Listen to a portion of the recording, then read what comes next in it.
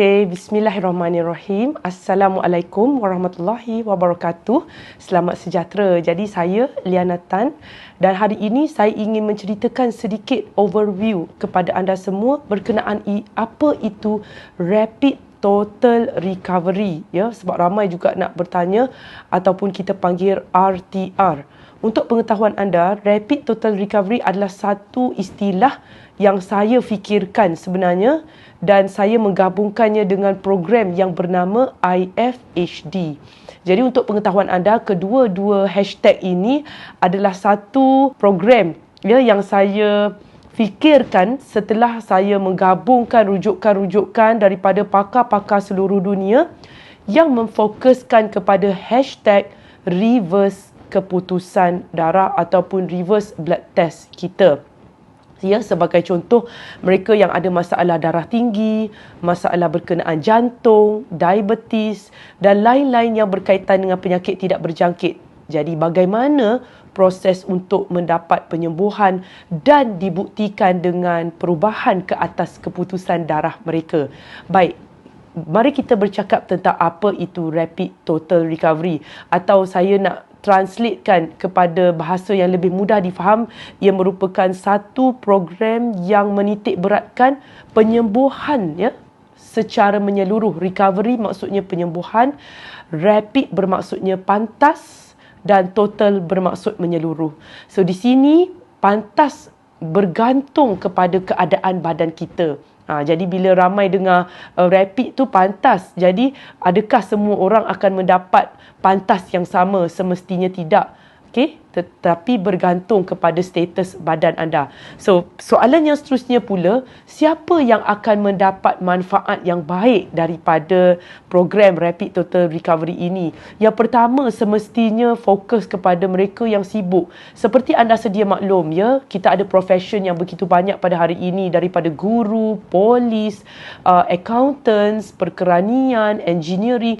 So, mereka semua berada di dalam bidang-bidang mereka masing-masing, bidang profesional masing-masing. So mereka sangat sibuk dengan kerja mereka dan juga profession tersebut. Ini menyebabkan mereka bukan sahaja tidak ada masa untuk menyiapkan, ya, menu-menu yang sihat, malah mereka juga tidak mempunyai begitu banyak masa untuk mengkaji dan mendalami elemen-elemen berkaitan dengan kesihatan. Jadi di sini kami menyajikan kepada mereka ilmu-ilmu updates, ya, yang terkini, kajian-kajian yang terkini. Yang kedua, mereka yang suka kepada ilmu. Yang ketiga, ya, mereka yang ingin menurunkan dos ubat ataupun mereka yang ingin mengelak daripada on medication, ya, iaitu satu proses yang terpaksa kita makan ubat seumur hidup kita, dan mereka yang buntu tentang masalah berat badan mereka, serta mereka yang juga terpaksa menjaga suami yang mungkin kurang sihat, anak ataupun pasangan dan ahli-ahli keluarga mereka. So mungkin mereka di sini ingin mendapat satu proses, mereka ingin mendapat satu bimbingan bagaimana untuk menjaga kesihatan ahli keluarga mereka yang mereka sayangi, dan apakah kebarangkalian untuk mereka mendapat penyembuhan ke atas insan-insan yang mereka sayang ini, termasuklah untuk diri mereka sendiri. Okay?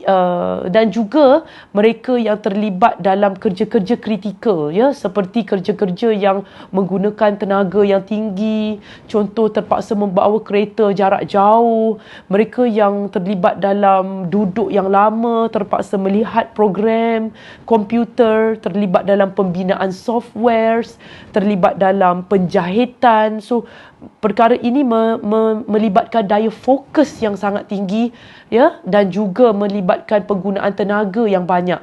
Jadi semua golongan yang saya sebut itu tadi akan mendapat manfaat yang sangat baik daripada program RTR, Rapid Total Recovery, yang digabungkan dengan IFHD itu, ataupun dengan istilah lain intermittent fasting dan hormon diet. Baik, kenapa mereka memerlukan RTR ini? So saya selalu cakap, ya, kalau kita fikir kembali usia kita dalam jangka hayat dunia ini, ya, rata-rata purata kita kata 60 hingga 80 tahun. So kalau kita yang boleh mencapai usia seperti Tun Dr. Mahathir, ya, capai usia sampai ke 100 tahun, itu mungkin adalah bonus, ya. Tetapi rata-rata purata kita mencapai peringkat umur 60 hingga 80, kita kata secara umumnya, ya. Dan so ramai bertanya kenapa kita perlu begitu serius terhadap proses penjagaan makan ini dan sebagainya. Jadi saya selalu bagi tahu ini antara sebabnya, ya, untuk membolehkan anda di luar sana mendapat satu motivasi, ya, apabila anda mendapat, orang kata, satu big why terhadap kenapa kita perlu menjaga kesihatan kita.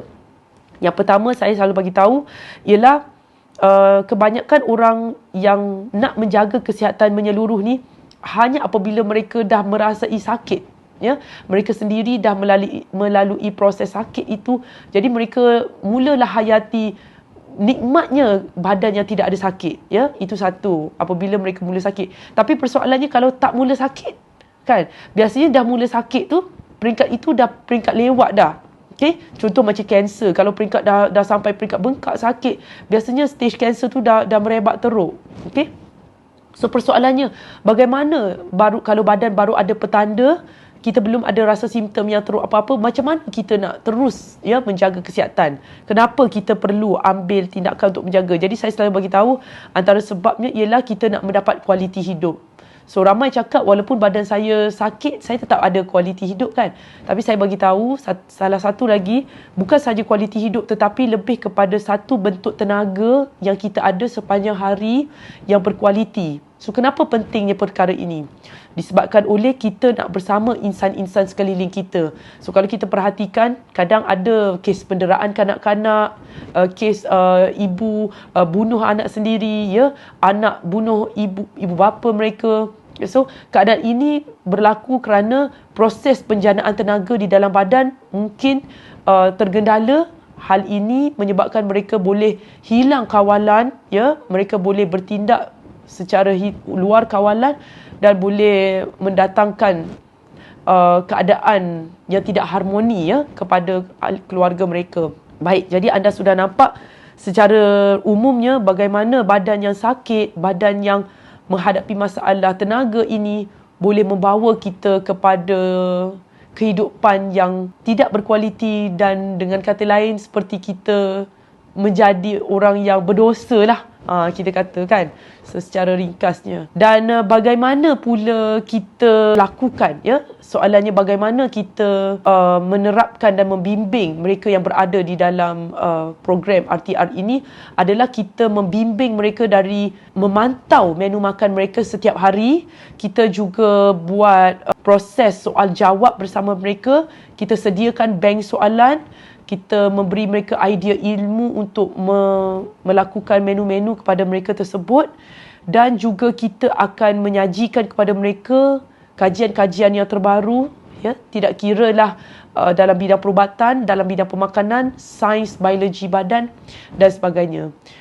Jadi saya berharap mereka yang telah memahami istilah yang saya namakan RTR ini, anda boleh klik kepada link yang anda nampak untuk terus berhubung dengan Urustia ataupun coach kami untuk mengikuti program yang pada saya satu-satunya di Malaysia yang memfokuskan kepada reverse keputusan darah. So itu saja daripada saya. Sekian. Assalamualaikum warahmatullahi wabarakatuh.